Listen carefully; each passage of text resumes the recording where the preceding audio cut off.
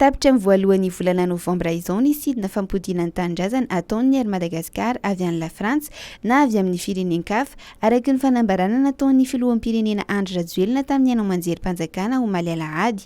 Nanazava nefa ny ministry ny fitaterana Joël Ndriamandranto fa na dia tsy misy intsony aza ny sidina fampodiana ireo teratany malagasy eto an-tanindrazana dia mbola afaka mikarakara kosa ny sidina fampodiana teratany Europeana any amin'ny tany ny avian'ny masoivo vahiny eto Madagasikara.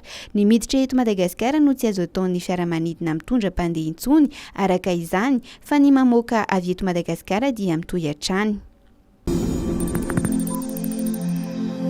Mpiadina valo tao amin'ny Cisco Iosy no voalaza fa voan'ny coronavirus. Tsy rariny raha toa ka atao mameriny taona ireo mpanala fanadinana ireo kanefa marary tsy misy soritsaretina hoy ny loharanom-baovao iray avy ao amin'ny ministeran'ny fampianarana ambony sy ny fikarohana siantifika. Nandray fanapahan-kevitra nefa ny tompon'andraikitra any an-toerana ny anokanana ireo mpianatra valo mianadahy ireo mba tsy hitakosina ny amin'ny hafa. Ankoatra ny fanokanana ireo mpiadina marary ireo dia no amafisina ihany koa ny fiarovana ireo mpanara-maso roa miandry azy ireo.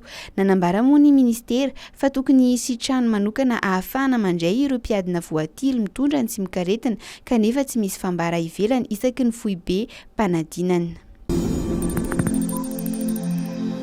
Mbola hitohy ny vato indray ny fivoriana ara-potoana faharoa ny anteny miera-pirenena manomboka rahampitso 20 oktobra. Amin'ity indray mitoraka ity dia ny fivoriana hitambaram-be ihany no tanteraina eny amin'ny fitoerana fivoriana eny amin'ny CCI vato. Ireo asam-boamiera kosa dia eny Tsimbazaza no atao raha araky ny loharanom-baovao avy any amin'ny anteny miera-pirenena.